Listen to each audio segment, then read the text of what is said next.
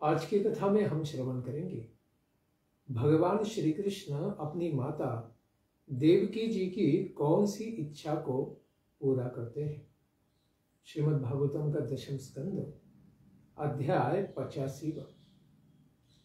ओम नमो भगवते वासुदेवाय। ओम ज्ञानतिमिरान्धस्य ज्ञानाञ्जनशलाकया चक्षुरुन्मिलितं येन तस्मै श्रीगुरवे नमः।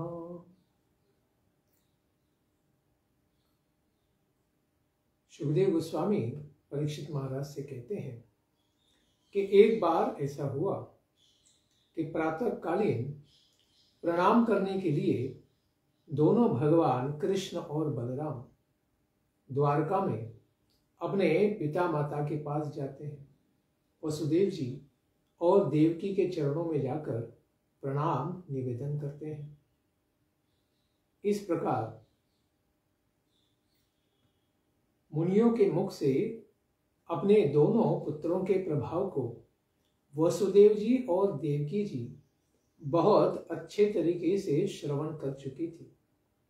इसीलिए उनको यह पूरा विश्वास हो गया था कि ये दोनों कोई साधारण पुरुष नहीं है, अपितु स्वयं भगवान ही है।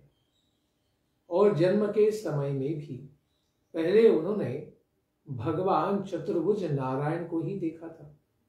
बाद में ही वे छोटे से नन्हे बालक बन गए थे। इस प्रकार से उन्हें भगवान के बारे में पर तत्व तो समझ में आ ही गया था। इस प्रकार लेकिन अब तो वे देवकी और वसुदेव जी के पुत्र रूप में ही थे। इसीलिए उनसे वे कहते हैं, कृष्ण कृष्ण महायोगी संकर्षण सनातन। कहते हैं कि हे सच्चिदानंद विग्रह श्री कृष्ण और महायोगेश्वर संकर्षण, तुम दोनों सनातन हो।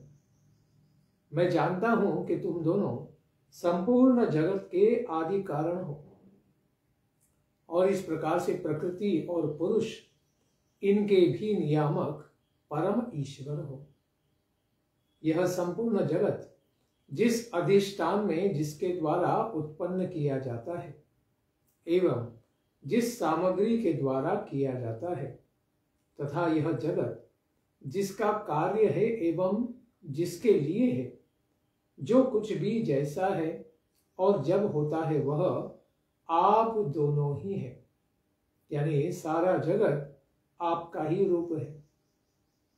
इस प्रकार आप दोनों तो जगत के साक्षात कारण, प्रकृति और पुरुष इन दोनों को भी नियंत्रित करने वाले परम ईश्वर हो। इसलिए आपके बारे में तो क्या कहा जा सकता है, क्योंकि आप तो अधोक्षज हैं, यानी आप इंद्रियातीत हैं। भौतिक इंद्रियों के द्वारा कोई भी मनुष्य आप दोनों को न जान सकता है, न ही देख भी सकता है। इसीलिए हे अज, जिनका कभी भौतिक जन्म नहीं होता है, हे प्रभु, इस संसार में आपका जन्म तो केवल लीला मात्र है और आपका विचरण आदि यह सब तो विकारों से रहित दिव्य स्तर पर आपकी लीला है। आप गीता में भी कहते हैं, जन्म कर्म च मे दिव्यम। हे परमात्मन, इस प्रकार इस संसार में चित्र विचित्र आपने जो भी रचना की है और इस संपूर्ण जगत में आप ही आत्मा के रूप में प्रवेश करके, क्योंकि आत्मा भी तो आपके ही अंश है, इस प्रकार से इस संसार में प्रवेश करके प्राण क्रिया शक्ति और जीव ज्ञान शक्ति के रूप में पूरे जगत का पालन पोषण भी आप ही करते हैं। इस संसार में क्रिया शक्ति, प्रधान प्राण आदि जो हैं 10 प्रकार के, इनमें जगत की वस्तुओं की सृष्टि करने का जो विशेष सामर्थ्य है वह उनका नहीं बल्कि आपका है। जीव अपने से तो कुछ भी नहीं कर सकते। जब तक आप नहीं उसको इस प्रकार की शक्ति देंगे, जीव अपने से कुछ भी नहीं कर पाता है। क्योंकि संसार में जो सारे शरीर बने हैं वे तो मृत होते हैं। आत्मा और परमात्मा होने के कारण ही वे चलायमान दिखते हैं।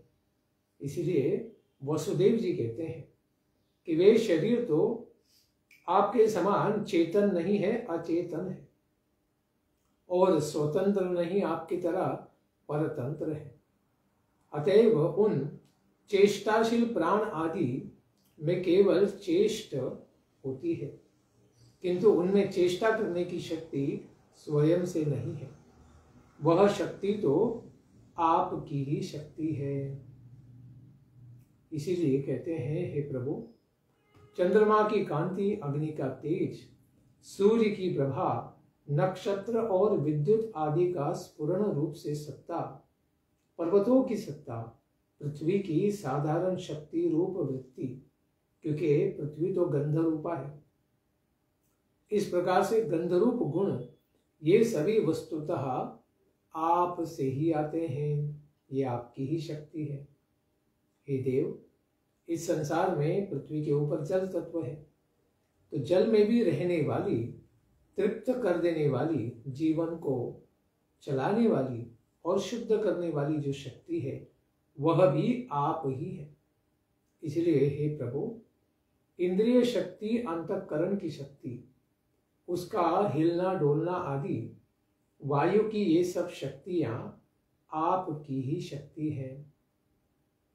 इसीलिए हे प्रभु, दिशाएं दिशाओं में रहने वाला अवकाश आकाश, उसका आश्रय भूत स्फोट अर्थात शब्द, क्योंकि आकाश में क्या भरा है? शब्द भरा है, ध्वनि भरा है, और उसकी तन्मात्रा या परावाणी, नाद अर्थात पश्यंती, ओंकार मध्यमा, तथा वर्ण एवं पदार्थों को अलग अलग निर्देश करने वाला पदरूप वैखारी वाणी, जो हम अभी बोल रहे हैं और सुन भी पा रहे हैं, वह भी आप ही हो।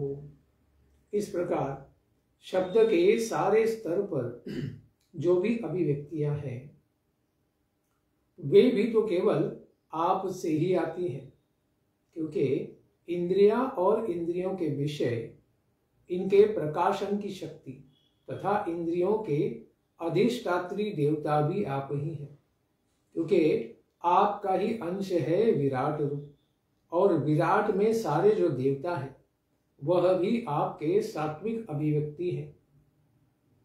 इस प्रकार रजोगुणी रूपी बुद्धि, इसकी निश्चयात्मिका शक्ति और जीव की भी विशुद्ध स्मृति केवल आप ही है, आपसे ही आती है। गीता में भी कहा गया है, मत्तः स्मृति ज्ञानम अपोहनम च, सारी स्मृति, ज्ञान और विस्मरण आपसे ही आता है। हे प्रभु, आप भूतों के कारण भूतादि तामस अहंकार, इंद्रियों के कारण भूत तेजस राजस अहंकार, और इंद्रियों के अधिष्ठात्री देवताओं में उनका करण सात्विक अहंकार, तथा जीवों के आवागमन के कारण प्रधान माया भी आप ही हैं। जिस तरह मिट्टी आदि द्रव्यों के विकारभूत घट, शराब आदि में निरंतर वर्तमान रहने वाली मृत्तिका यानी मिट्टी आदि होती है, जिसके द्वारा ये सब चीजें बनती हैं, उसी तरह जितने भी विनाशवान पदार्थ हैं जो बनते बिगड़ते रहते हैं हमारे शरीरों के साथ, बाकी वस्तुएं भी, उनमें अविनाशी कारण रूप से तो आप ही हैं। वस्तुतः वे आपके ही भौतिक स्वरूप हैं, लेकिन आप तो गुणातीत हैं। इस संसार में जो तीन गुण प्रकट होते हैं, सत्व, रज और तम, ये तीनों गुण और इन गुणों की सारी वृत्तियां यानी परिणाम, महत्त्व आदि, वे सब के सब योग माया के द्वारा आप में ही कल्पित है। अतएव इस संसार में अस्ति यानी होना, जन्म यानी जन्म होना आदि ये सब भाव विकार जीवों में उत्पन्न है, लेकिन आप में ये कभी भी नहीं होते हैं, क्योंकि इन सब की कल्पनाओं के द्वारा तो भौतिक सृष्टि की रचना होती है, लेकिन आप तो यह अपनी माया से ही सब कुछ संभव कर देते हैं। इसलिए आप में कोई विकार नहीं है, लेकिन इस संसार में सब विकारों के द्वारा चीजें बनती हैं। ऐसी स्थिति में आप इन सबों में क्या करते हैं? अपने जीवों को भेजकर अनुगत प्रतीत होते हुए दिखते हैं। जब इन सबों की वृत्ति हो जाती है, उस समय आप निर्विकल्प परमात्मा रूप से कैसे विराजमान है, इसको कोई समझ भी सकता है केवल आपकी ही कृपा से। यह संपूर्ण जगत तो सत्व, रज एवं तम इन तीनों गुणों का प्रवाह मात्र है, और जो अज्ञानी जीव संपूर्ण जगत की आत्मा भगवान परमात्मा आपकी सूक्ष्म गति को नहीं जान पाने के कारण, अपने किए गए पूर्व कर्मों के कारण ही उन्हीं का परिणाम है कि कर्म फलों में बंध कर इस संसार में संसरण करता रहता है। यानी पुनरपि जननम पुनरपि मरणम, बार बार मरता है और बार बार जन्म लेता है। इसलिए हे परमेश्वर, यदृच्छया मेरे शुभ प्रारब्ध के अनुसार इंद्रिय आदि के सामर्थ्य से युक्त अत्यंत दुर्लभ मनुष्य ये शरीर प्राप्त हुआ है, किंतु आपकी माया से मोहित होने के कारण मैं अपने स्वार्थ परमार्थ के विषय में असावधान हो गया हूँ, भ्रमित हूँ, और मेरी सारी आयु ऐसी ही बीत गई है। सांसारिक दुख, शोक, विलाप, आनंद ऐसे भ्रम में ही चली गई। इसलिए प्रभु, यह शरीर मैं हूं और इस शरीर से संबंधित सब कुछ मेरे परिजन है। अहम ममेति की मेरी जो भावना है, इस प्रकार अहंत्व और ममत्व रूप स्नेह के पास से आप इस संसार जगत को बड़ी ही अद्भुतता से अपनी माया के द्वारा बांध के रखते हैं, और हम भी इसी में बंध गए हैं। आप दोनों तो हम लोगों के पुत्र नहीं हैं, आप तो सारे जगत के माता पिता हैं। त्वमेव माता च पिता त्वमेव, त्वमेव बंधुश्च सखा त्वमेव, त्वमेव विद्या द्रविणम त्वमेव, त्वमेव सर्वम मम देव देव। आप ही सारे संसार के और हमारे भी माता पिता हैं। अभी तो आप दोनों साक्षात प्रकृति और पुरुष के नियामक ईश्वर हैं। पृथ्वी पर भार बने हुए अनेक इन आसुरिक क्षत्रियों का केवल विनाश करने के लिए और अपने भक्तों को आनंद देने के लिए आप दोनों अवतरित हुए हैं, ऐसा आपने ही कहा है। क्या कहा है? परित्राणाय साधुना विनाशाय च दुष्कृता धर्म संस्थापनार्थाय संभवामि युगे युगे।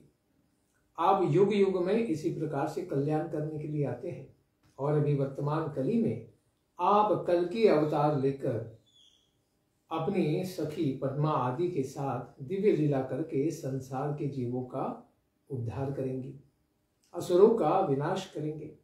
जो नास्तिकतावादी पाखंडी मूर्ख हैं, जो संसार को अपने नियंत्रण में कर लेना चाहते हैं, उन सब का नाश करेंगे, और अपने परम भक्तों को आप आने वाले सत्य कली में बड़ा ही विशेष सेवा का अवसर देंगे। हे शरणागत रक्षण परायण प्रभु, आज मैं आपके चरणों की वंदना करता हूं और शरणागति करता हूं। एक पिता अपने पुत्र के चरणों की वंदना कैसे कर रहा है? क्योंकि वो पुत्र भगवान है।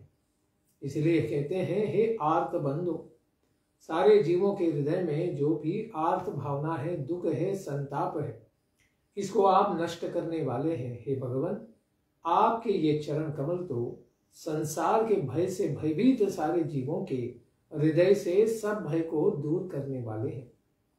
अब बहुत हो गई इन इंद्रियों की लोलुपता। मैं संसार में इन इंद्रियों के पीछे लग के भ्रमित होके लोलुप होके थक गया हूं, और इसी के कारण मैंने इस मृत्यु के ग्रास बनने वाले भौतिक शरीर में ही आत्म बुद्धि कर ली है। मैं स्वयं के शरीर को ही आत्मा मानता, और आप परमात्मा को मैं अपना पुत्र मानता हूं। इस प्रकार से मैं कितना भ्रमित हो चुका हूं। हे प्रभु, उनको पूर्व में याद आता है, कंस के कारागृह में, प्रसूति गृह में आपने या आप दोनों ने कहा भी था कि यद्यपि मैं अजन्मा हूं, फिर भी आप दोनों के ही माध्यम से प्रत्येक युग में अपने ही द्वारा बनाई गई धर्म की मर्यादा का रक्षण करने के लिए अवतार ग्रहण करता हूं। पूर्व में भी भगवान ने इन्हीं वसुदेव और देवकी के गर्भ से जन्म लिया था। इसलिए हे उरुगाय, प्रभो, सब लोग आपकी कीर्ति का ही नित्य गान करते हैं। कहा भी गया है, आदि मध्य अंते च सर्वत्र नारायण गीयते। वेदों में भी शुरुआत में, बीच में और अंत में सर्वत्र केवल भगवान नारायण की ही कीर्ति का गान किया गया है। इसलिए हे अनंत, आपकी इस माया की महिमा को भला कौन जान सकता है। आप आकाश के ही समान अनेक शरीरों को धारण करते हैं और इन सब का परित्याग भी कर देते हैं। किस प्रकार से कि आप अनेक जीव जो आपके ही अंश हैं, उनके द्वारा ये सारे संसार को क्या करते हैं, धारण करते हैं। आप प्रत्यक्ष तो किसी भी प्रकार से भौतिक रूप धारण नहीं करते, लेकिन चराचर जगत यानी ये विराट रूप भी तो आपका ही एक भौतिक रूप है, जिसके द्वारा सारे संसार के जीवों का आप कल्याण करते हैं। और प्रलय के समय में इस सबको समेट कर रख देते हैं।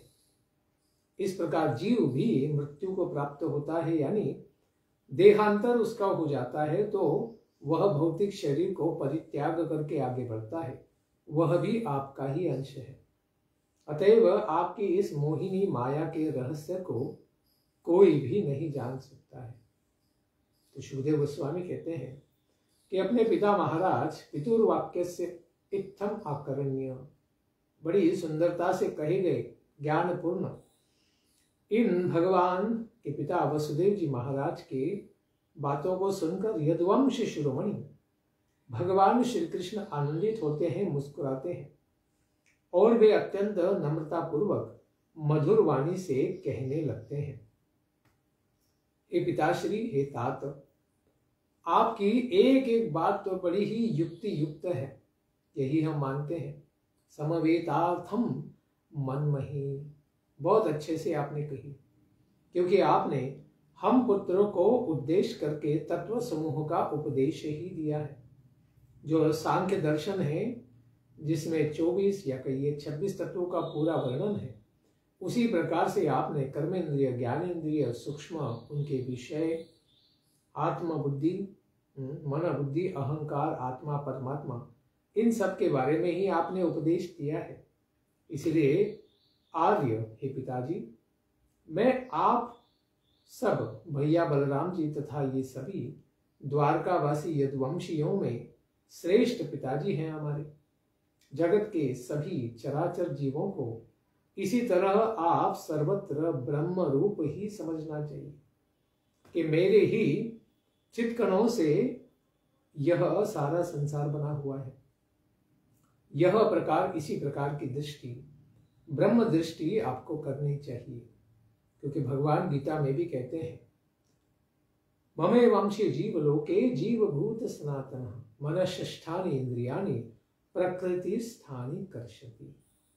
सारे संसार में जो जीव हैं, आत्माएं हैं, भगवान के ही अंश हैं और उन्होंने इस संसार को धारण करके रखा है, क्योंकि संसार में तो परमात्मा तो एक ही है। आत्मा नित्य स्वयं ज्योति ही, स्वयं प्रकाशमान है, नित्य है, निर्गुण है, गुणों से रहित है और गुणों से भिन्न होने पर भी अपने से ही भूतों की सृष्टि कर लेता है। भगवान ही विस्तार करके अनेक छोटे छोटे जीव बना देते हैं और उन भूतों में तथा भूतों के कार्यभूत शरीरों में वह एक होकर भी इस प्रकार से अनेक जीव समूह बन जाते हैं। स्वयं प्रकाश होकर भी दृश्य, नित्य होकर भी अनित्य शरीरों को धारण करते हुए दिखते हैं और गुणातीत निर्गुण होकर भी ये जीव रूप से क्या करते हैं, सगुण के रूप में दिखते हैं और गुणों के अवतार भी बन जाते हैं। ब्रह्मा, विष्णु, महेश और अनेक प्रकार की लीलाओं को करते हैं। भगवान तो गुणातीत है, लेकिन भगवान के अंश गुणों को धारण करते ये आत्माएं हम सब। और संसार में तो भगवान आकाश, वायु, ज्योति, जल, पृथ्वी, ये सभी पंच महाभूत इनका कार्य घटन करते हैं, घट कुंडल आदि के प्रकार बनाते हैं, प्रकट अप्रकट ये सब चीजें होती रहती हैं। कोई बड़ी है, कोई छोटी है, कोई अधिक है, कोई थोड़ी है, कोई एक है तो अनेक रूप हैं। इस प्रकार से संसार को नानाविध प्रकार से प्रकट करते हैं, किंतु वस्तुतः वे सत्ता रूप से तो एक ही है। भगवान तो एकमात्र अद्वितीय है। इसी प्रकार इस संसार में आत्मा में इस प्रकार की उपाधियों की विशेष भिन्नता का कारण नानात्व देखा जाता है, क्योंकि जीव इस प्रकार से इस संसार में गुणों को धारण कर लेते हैं। इसीलिए अलग अलग प्रकार के कलर के, ऊंचाई के, अलग अलग जातीय समूह, ये सब विविधता दिखती है। अतएव जो मैं हूं वही सब है, भगवान से ही सब कुछ आता है। प्रकृति पुरुष प्रधान, सारे जीव और उनके शरीर भी। इस प्रकार से आपने जो भी कहा है वह तो ठीक ही है। इस प्रकार भगवान की मधुर वाणी को सुनकर वसुदेव जी की नानात्व की बुद्धि विनष्ट हो गई कि भगवान से कुछ अलग है इस संसार में। इस प्रकार से वे दर्शन नहीं करते, क्योंकि सब कुछ भगवान के संबंध में ही देखते हैं, सब कुछ भगवान से ही आता है। इस प्रकार की उनकी बुद्धि हो गई और वे आनंद मग्न हो गए इस दिव्य ज्ञान तत्व को समझ के। उसी के कारण मौन हो गए और निसंकल्प हो गए। संसार में उन्हें किसी भी वस्तु की इच्छा नहीं रह गई। लेकिन स्त्री रूपा होने के कारण माता देवकी जी तत्व का ज्ञान तो बहुत अच्छे से समझती भी हैं, सुनती भी हैं, लेकिन स्त्री होने के कारण भावना प्रधान है, क्योंकि पुरुष तर्क प्रधान होता है, तत्व प्रधान होता है, और स्त्री भावना प्रधान होती है। इसलिए माता देवकी जी तो केवल इससे प्रसन्न नहीं होंगी, अपनी भावनाओं को भी प्रकट करेंगी। इसलिए सुखदेव गोस्वामी कहते हैं, परीक्षित, उसके पश्चात सर्वदेवमयी देवकी माता, अरे जब भगवान को ही जन्म दे दिया उन्होंने, तो सारे जीव तो भगवान से ही आते हैं। ऐसे भगवान की जो माता है वो जगन माता है।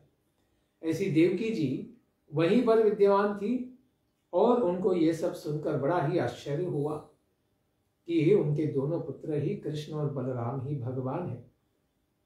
और पूर्व में उन्होंने श्रवण भी किया था कि उन्होंने अपने गुरु सांदीपनि मुनि के मरे हुए पुत्रों को यमलोक से वे वापस ले आए थे। उनको फिर अपने पुत्रों का स्मरण हो गया जो उनके भाई कंस मामा ने मार दिए गए थे। इस प्रकार अपने 6 पुत्रों का वे स्मरण करने लगी। उसी के कारण अत्यंत व्याकुल सी हो गई, उनकी आंखों में आंसू भर गए और वे बलराम और श्री कृष्ण को संबोधित करते हुए अत्यंत दीनता पूर्वक अपने हृदय की इच्छा को कह के सुनाती है कि हे अप्रमेयात्मन राम राम, हे योग योगेश्वर कृष्ण, हे लोकाभिराम बलराम जी, आपकी शक्ति मन और वाणी से परे है। हे कृष्ण, आप तो योगेश्वरों के भी ईश्वर हैं और मैं जानती हूं कि आप दोनों प्रजापतियों के भी स्वामी हैं। ब्रह्मा और शिव जी भी आपके चरणों की वंदना करते हैं, वरुण आदि देवता भी आपके चरणों की वंदना करते हैं, क्योंकि आप तो आदि पुरुष नारायण ही हैं। मुझे यह भी निश्चित रूप से पता है कि जिन लोगों ने काल क्रम से अपना धैर्य खो दिया है, जिन लोगों ने शास्त्रों के आज्ञाओं का उल्लंघन कर दिया है, आपकी जगत मोहिनी माया में वे लोग फंस गए हैं और इस प्रकार इस धरती के ऊपर भार बन चुके हैं। ऐसे राजाओं को विनाश करने के लिए ही आप दोनों मेरे गर्भ से अवतरित हुए हैं। हे विश्वात्मन, आपके पुरुष रूप अंश से ही उत्पन्न माया से सत्वादि गुणों की उत्पत्ति होती है और उनके लेश मात्र से जगत की उत्पत्ति, स्थिति और प्रलय ये सब होते रहते हैं। ऐसे आपके शरण में शरणागत अंतःकरण के साथ मैं वंदना करती हूँ। हे प्रभु, मैंने पूर्व में सुना है कि आप लोगों ने गुरु सांदीपनि मुनि जी के पुत्र जो मर चुके थे और बहुत दिन भी बीत गए थे, किंतु जब गुरु दक्षिणा देने की बात आई तो आपने गुरु दक्षिणा देने के लिए गुरु की और काल से प्रेरित होकर आप दोनों ने यमलोक से उनके पुत्र को जीवित ला दिया दक्षिणा के रूप में। आप बड़े महान हैं। इस दिव्य लीला को हमने श्रवण किया है, इसलिए आप दोनों तो योगेश्वरों के भी ईश्वर हैं। आप दोनों मेरी भी इच्छा को पूरा करें। अरे आपने तो गुरु के गुरु माता गुरु पत्नी की इच्छा पूरी की, तो मैं तो आपकी साक्षात माता हूं, तो मेरी भी इच्छा पूरी करें। मैं चाहती हूं कि मेरे जिन पुत्रों को भोजराज कंस ने, मेरे भाई ने मार दिया था, उन मेरे 6 पुत्रों को तुम दोनों ला दो, तो मैं उन दोनों को देखना चाहती हूं। इस प्रकार जब पूछा तो देवकी जी की प्रेरणा दोनों बालकों को हो गई। साक्षात भगवान है रामकृष्णश्च। इस प्रकार भगवान को उन्होंने प्रेरणा दी कि उनके पूर्ववर्ती बच्चों का भी कल्याण हो और भगवान से वे बड़े कहे जाएंगे, क्योंकि भगवान से पहले उनका जन्म हुआ था। इस प्रकार भगवान अपनी योग माया से तो सब कुछ जानते थे कि वे बालक अभी संप्रति कहां पर है। भगवान को पता था कि वे सारे बालक अभी सूतल लोक में बलि महाराज के पास है, जो उन्हीं के यानी वामन देव के भक्त हैं। इस प्रकार तुरंत भगवान श्री कृष्ण और बलराम जी सूतल लोक में प्रवेश कर जाते हैं।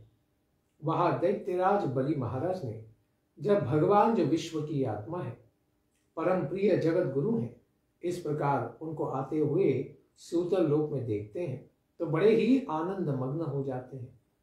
उनका अंतःकरण आनंद से भर आता है। वे बड़ी शीघ्रता से अपने आसन से उठकर खड़े हो जाते हैं और अपने कुटुंब के साथ भगवान को प्रणाम करते हैं। आनंद से भरकर दैत्यराज बलि महाराज भगवान श्री कृष्ण और बलराम जी को अत्यंत श्रेष्ठ आसन पर बैठाते हैं। उन दोनों महापुरुषों के बैठ जाने पर राजा बलि उन दोनों महापुरुषों के पाद प्रक्षालन करते हैं, पैर धोते हैं और उस महाप्रसाद जल को, पाद प्रक्षालित जल को अपने परिवार सहित अपने सिर पर धारण करते हैं। जिन्हीं भगवान वामन देव के चरण कमलों को उन्होंने पूर्व में धारण किया है, उन्हीं के आदि कारण भगवान श्री कृष्ण के भी चरणों को धोने का और पाद प्रक्षालन जल को अपने सिर पर धारण करने का सौभाग्य दैत्यराज बलि महाराज को मिला। ऐसे श्री भगवान का चरणोदक ब्रह्मा पर्यंत संपूर्ण जगत को पवित्र बना देने वाला है।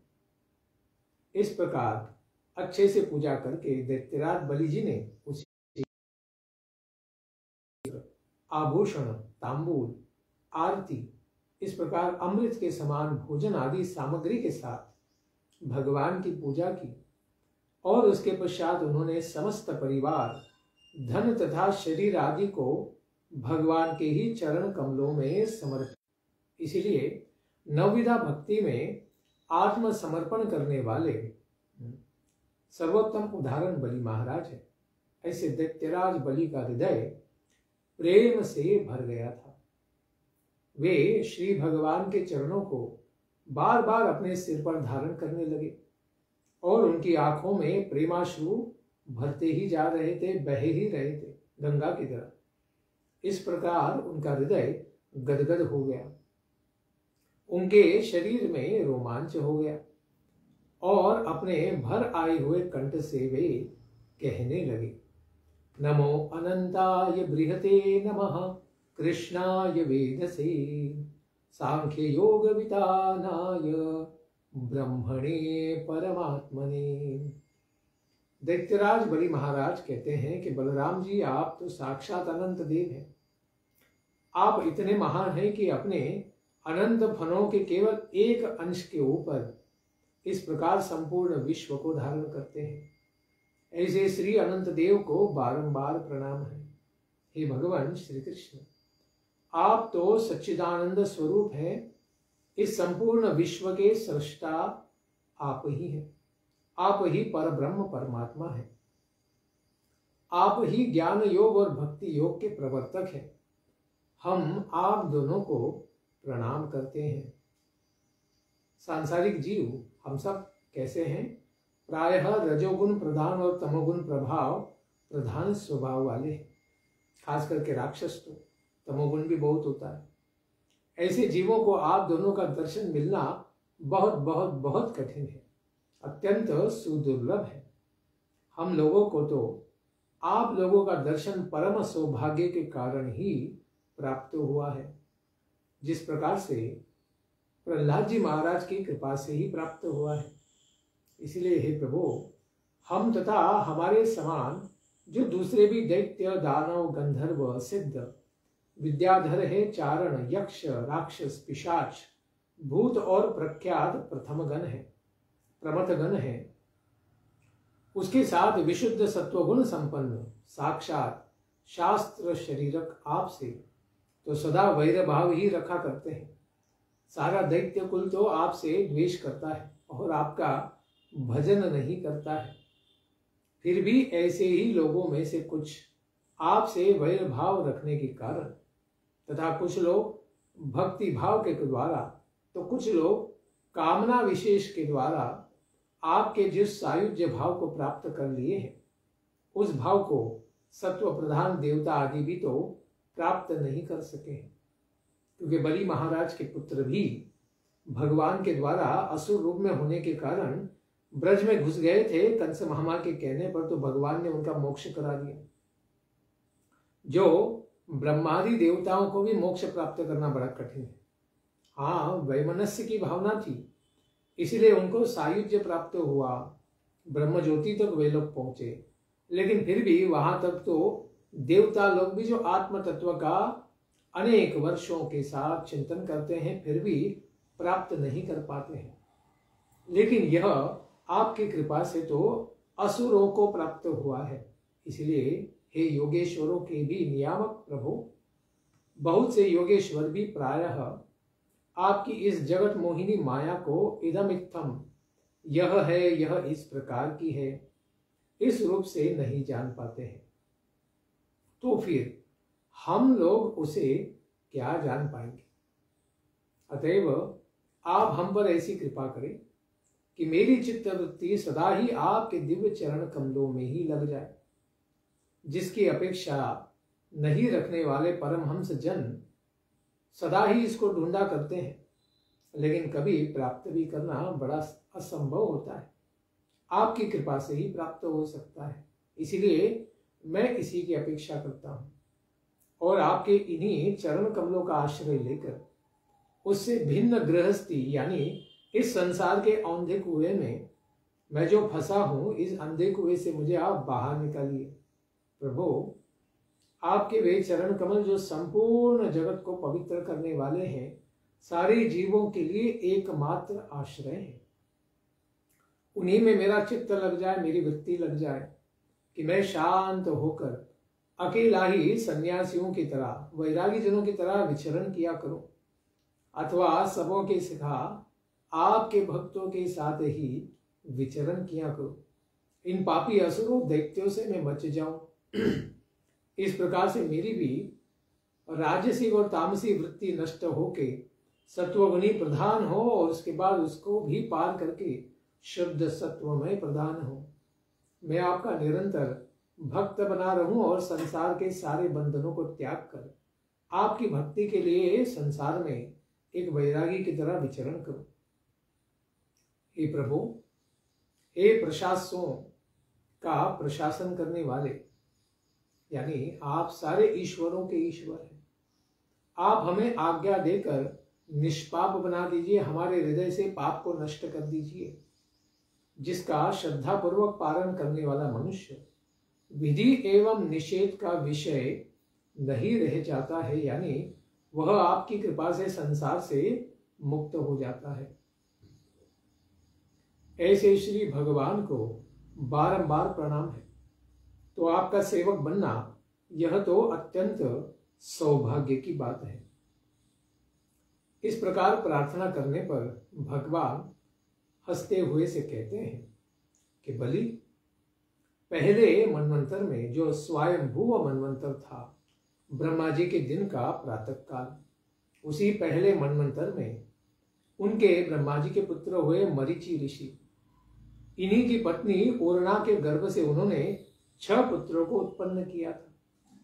इस प्रकार से अपने आने का औचित्य बलि को बताते हैं कि जब ब्रह्मा जी एक बार माया से भ्रमित होकर अपनी ही पुत्री वाग्देवी के पीछे संग के लिए भागे थे, इस प्रकार अधर्म में उद्यत, इस प्रकार ब्रह्मा जी को देखकर यह 6 मरीचि पुत्र हंसने लग गए थे, उनका उपहास कर दिए थे। इसी उद्दंडता को, निंदित कर्म को देखकर ब्रह्मा जी ने उनको शाप दे दिया कि तुम लोग आसुरी योनि में चले जाओ, राक्षस बन जाओ। इस प्रकार योग माया के द्वारा उपस्थापित वे तुरंत ही तत्क्षणात हिरण्यकशिपु के पुत्र बन गए थे। और फिर हिरण्यकशिपु से शाप पाकर और एक जन्म उनका कालनेमि के पुत्र बन गए वे लोग, और कालनेमि का शाप प्राप्त किया कि तुम्हारा मृत्यु मेरे ही द्वारा, यानी पिता के द्वारा ही अगले जन्म में होगा। इस प्रकार योग माया के द्वारा वही कालनेमि राक्षस फिर कंस मामा बन गया, और वे कालनेमि के सारे पुत्र 6 पुत्र देवकी के पुत्र बन गए, जो पहले जन्म लेकर कंस मामा यानी पूर्व में कालनेमि नामक राक्षस के द्वारा मारे गए। इस प्रकार देवकी माता को यह सब ज्ञान नहीं था, इसलिए उन्हें लगा कि ये सब उन्हीं के पुत्र हैं।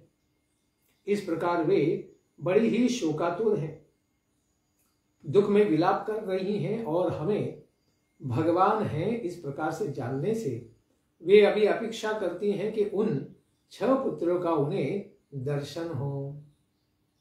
इस प्रकार मेरी माता के शोक को दूर करने के लिए ही तो मैं अपने बड़े भाई बलराम जी के साथ यहाँ पर आया हूँ।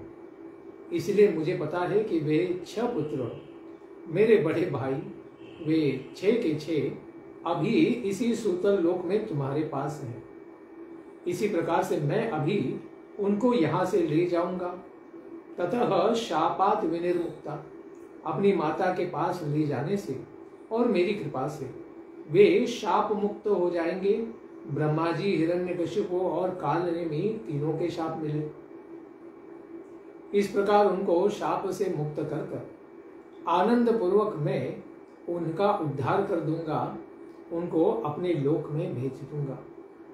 इस प्रकार उन सबके नाम है स्मर, यानी पूर्व में कीर्तिमान उनका नाम था, उद्गीत, परिश्वंग, पतंग, शूद्र, भृत और धृणी, ये 6 के 6 पुत्र। और मेरे भाई मेरी कृपा से सदगति यानी मोक्ष को प्राप्त कर लेंगे। यहाँ पर तो सुतल लोक में तो क्या, पृथ्वी लोक में भी वे नहीं रहेंगे।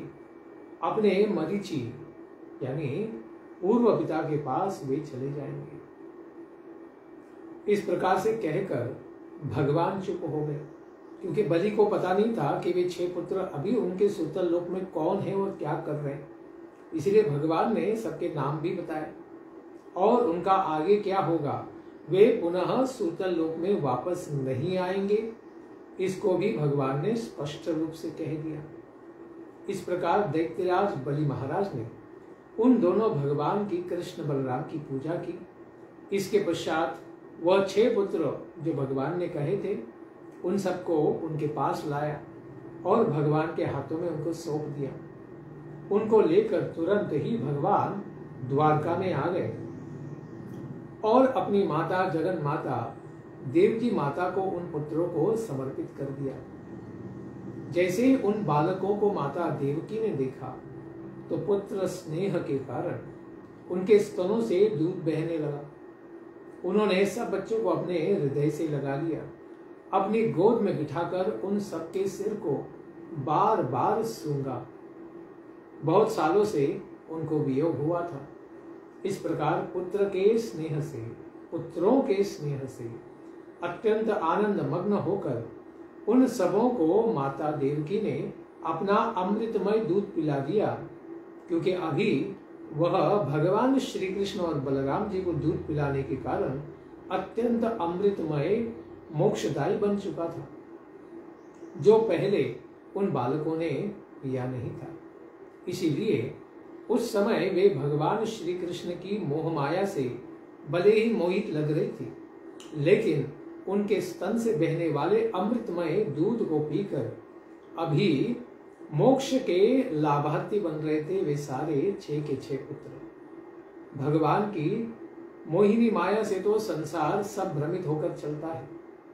इस प्रकार भगवान श्री कृष्ण के दूध पीने से बचे हुए माता देवकी के उस दिव्य अमृतमय दूध को पीकर और भगवान श्री कृष्ण के अंग संग को प्राप्त करके उस संस्पर्श के द्वारा जो बड़े दुर्लभ भक्तों को ही प्राप्त होता है, उन सब 6 बच्चों ने, भगवान के भाइयों ने आत्म साक्षात्कार को प्राप्त कर लिया, अपने मोक्षदायी नित्य स्वरूप को समझ लिया। वे सब के सब भगवान श्री कृष्ण, माता देवकी, पिता महाराज वसुदेव जी और बलराम जी को नमस्कार करते हैं, दंडवत प्रणाम करते हैं और सबों के ही सामने दिव्य विमानों पर बैठकर देवलोक यानी मरीचि मुनि के पास चले जाते हैं। इस प्रकार उन पहले मरे हुए बालकों का अपने सामने पुनः वापस आना और फिर चले जाना, यह सब बड़े ही आश्चर्य से देखने वाली देवकी माता देखती है कि कृष्ण से रचिता माया मैंने, मैं तो यही मानती हूं कि भगवान श्री कृष्ण की ये कोई विशेष माया ही है। इस प्रकार से भगवान श्री कृष्ण तो सारे संसार के परमात्मा है और उनका पराक्रम अनंत है। इस प्रकार के उनके अद्भुत इस दिव्य चरित्र को, अपने भाइयों के उद्धार को, माता देवकी के विशेष इच्छा पूर्ति के चरित्र को सब लोगों ने बड़े ही आनंद से श्रवण किया। सारे द्वारका वासियों को बड़ा ही आनंद हुआ। भगवान ने अत्यंत विशेष लीला को प्रदर्शित किया और सबने भगवान की बड़ी जय जयकार की और उनकी कीर्ति नारद आदि मुनियों ने इस दिव्य उपाख्यान को सारे संसार में फैलाया। बाद में यह व्यासदेव जी ने भागवत में भी संस्थित किया और अपने पुत्र शुकदेव गोस्वामी को बताया। उन्होंने ही इसको व्यास आदि नारद मुनि और परीक्षित महाराज के सामने सूत गोस्वामी के सामने कह सुनाया और वही सूत गोस्वामी अभी इसे शौनकादि मुनियों के सामने कहते हैं कि हे शौनकादि ऋषियों, श्री भगवान का यश तो अमर है, अनंत है, सनातन है। यह संसार के समस्त पापों को विनष्ट कर देने वाला है। श्री भगवान के भक्तों के कानों में आनंद सुधा को, अमृत को प्रवाहित करने वाला है। इसका वर्णन स्वयं मेरे पिता महाराज रोमहर्षण जी ने श्रवण किया था। मैंने स्वयं इसका श्रवण व्यास जी के महान पुत्र भगवत स्वरूप शुकदेव गोस्वामी जी से श्रवण किया था। इसीलिए जो कोई भी इसका श्रवण करता है, कीर्तन करता है, दूसरों को सुनाता है, उसकी संपूर्ण चित्त वृत्ति, मन बुद्धि अहंकार, भौतिक वृत्तियों का नाश होकर यह सब भगवान श्री कृष्ण के चिंतन में आत्म स्वरूप में लग जाती है और वह उन्हीं भगवान श्री कृष्ण के परम कल्याणमयी दिव्य भगवत धाम गोलोक वृंदावन धाम को प्राप्त कर जाता है। ऐसे श्री भगवान को बारंबार प्रणाम है। इस प्रकार से भगवान ने अपनी माता देवकी की बड़ी ही हृदय से लंबी इच्छा को पूर्ण किया। इस प्रकार से हम सबके हृदय की इच्छा को पूर्ण करने की क्षमता रखने वाले भगवान के चरणों में ही हमें समर्पित शरणागत होना चाहिए।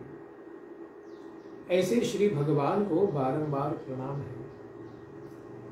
इनके दिव्य लीला को और एक कथा को हम श्रवण करेंगे कल के प्रातःकालीन सत्र में। धन्यवाद। हरे कृष्ण। ग्रंथराज श्रीमद् भागवतम की जय। निताई गौर प्रेमानंदे। हरि हरि बोल। जय जय श्री राधे श्याम। जय जय श्री वृंदावन धाम।